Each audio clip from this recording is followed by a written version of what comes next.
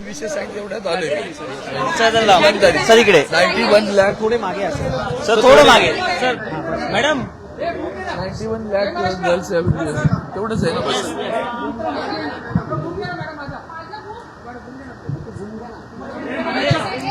आधी हिंदी मग नंतर आवाज मराठी. पहिला मराठी.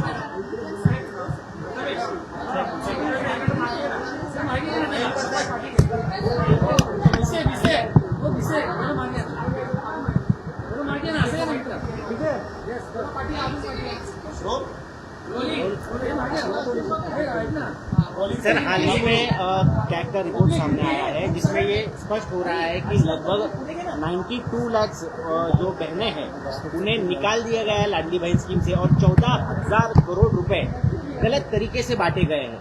ये देश का पैसा था, ये लोगों का पैसा था. आपने सही फरमाया. आपको याद होगा कि इसके पूर्व भी मैंने इस विषय पर मेरा भाष्य किया है. अब आप सोचिए कि 92 लाख महिलाओं के नाम निरस्त किए गए उस योजना से. चुनाव में क्या हुआ? इन सभी लाडली बहनों ने इस प्रलोभन को लेकर अब जो सत्ता में बैठे हुए सरकार है उसको चुनकर दिया है.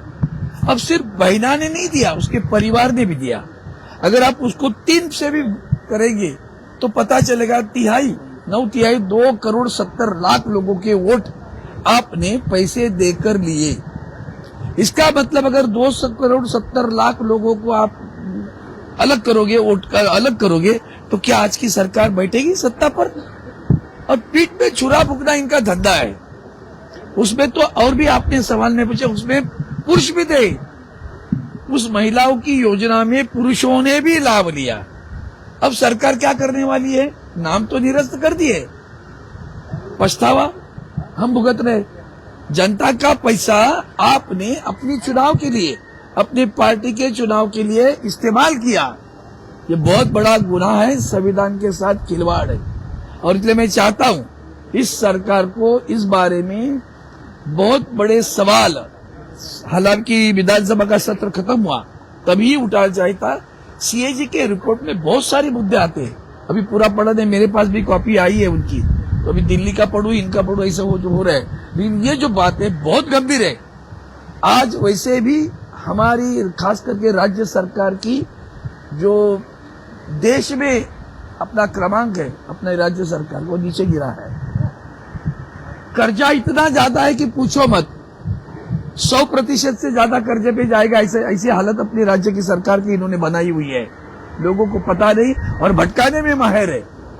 मूल मुद्दों को लेकर भटकाते रहते हैं. तो प्रधानमंत्री की आर्थिक सलाहकार समिति की जब बैठक हुई उसमें भी लाडली बहना योजना का जिक्र हुआ. उसमें ये कहा गया कि समय समय पर इस योजना का सर्वेक्षण होना जरूरी है, रिव्यू होना जरूरी है. अरे भैया, मैं बढ़ोतरी होनी चाहिए, उसकी तारीफ हुई उस योजना की. इससे क्या है? पहले तो मैं आदरणीय प्रधानमंत्री को जो भी पूछता हूं सवाल, किस लिए आपने बिहार के चुनाव में 10,000 हरेक के खाते में जमा हो जाएंगे, तो किसने किया भाई? राज्य की सरकार ने मांग भी नहीं की थी आपके पास. आप प्रधानमंत्री के नाते आए हो कि भारतीय जनता पार्टी के नाते आए हो? अगर आप भारतीय जनता पार्टी के प्रचार के लिए आकर सरकार की नीति तय करके बता देते हो कि 10,000 हमारे हर एक के परिवार में खाते में जाएंगे, तो वहां भी तो खरीद कर तुम चुन कर आए हुए ना. इस देश में सरकार ही खुद भ्रष्ट है.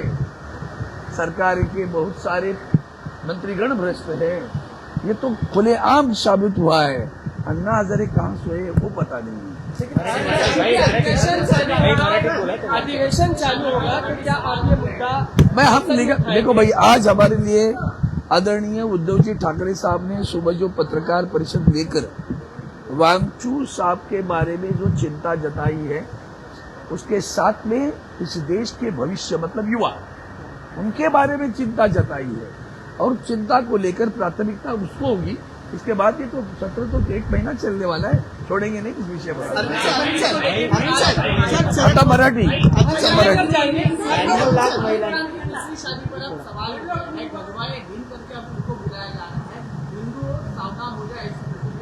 यही तो धर्म. अभी तो आप वही ना, मैं बोल रहा हूँ, आपका इस्तेमाल किया जा रहा है. आप लोग भी सावधान रहिए. ऐसे बयानों को ज्यादा प्रचार न करिए. सारी समस्याएं जो है देश की है उसको भटकाने का ये धंधा है. अरे आमिर साहब की, खान साहब की और प्रधानमंत्री की तो अच्छी दोस्ती है ना भैया, तो प्रधानमंत्री से भी सवाल पूछो ना। हर वक्त आप देखना, जब भी कोई महत्वपूर्ण विषय आप लेकर खड़े हो जाइए, ये बराबर हिंदू मुस्लिम तरफ लेके जाएंगे। और आप सोशल मीडिया में देखो उनके कहाँ से खुद कर, मतलब गड्ढे खुद कर निकाल, कब्र खोदते रहते हैं लोग। तो ये इनका धंदा है, इसके पर ध्यान देने की जरूरत नहीं। 99 लाख महिलांना लाडकी बहिणी योजनेतून वगळण्यात आलेला आहे आणि यावर महालेखाकारांनी जे भाष्य केलंय ते महाराष्ट्रातील आमच्या बहिणींनी सुद्धा आणि सर्वसामान्यांना, जनतेनं याचा गंभीर दखल घेतली पाहिजे। हा मूळ भ्रष्टाचार आहे। पहिला भ्रष्टाचार कसा आहे? पैसे द्या आणि मत घ्या, विकत घ्या। हा मत विकत घेण्याचा धंदा या लोकांनी निवडणुकीपूर्वी केला। त्यांना तेव्हाही माहिती होतं की अनेक जण याला पात्र नाही आहेत, पण पात्र नसते तरी आता आम्हाला मतं हवी आहेत आणि लाडक्या बहिणींनी मतं दिली। 92 लाख महिला आज आपण लाडक्या बहिणी योजनेतून वगळण्यात आली नावं त्यांची। त्या 92 लाख बहिणींना विचारतो मी, कळलं का आता तरी भाऊ कोण आहे तुमचा? तुमचा भाऊ तुम्हाला कळला का?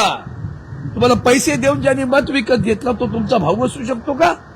आणि तुम्ही त्याला मत का दिलं? हा खरा प्रश्न निर्माण होतो। आता या 92 लाख महिला आपण फक्त धरतो, कारण सीएजी रिपोर्टमध्ये तसा उल्लेख आहे म्हणून, गुणिले 3 करा ना, काय होईल?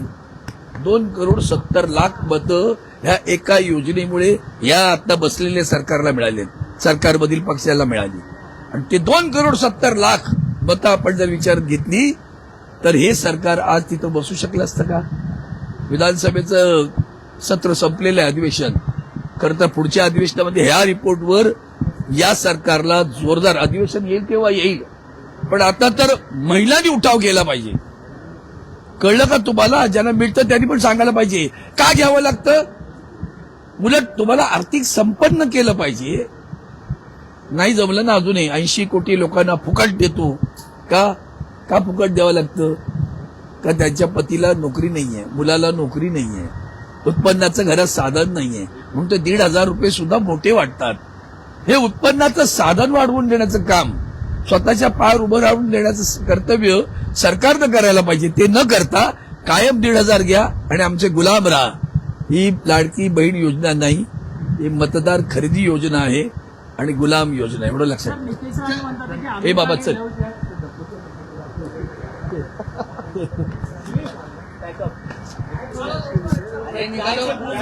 आपत्ती आहे नुसते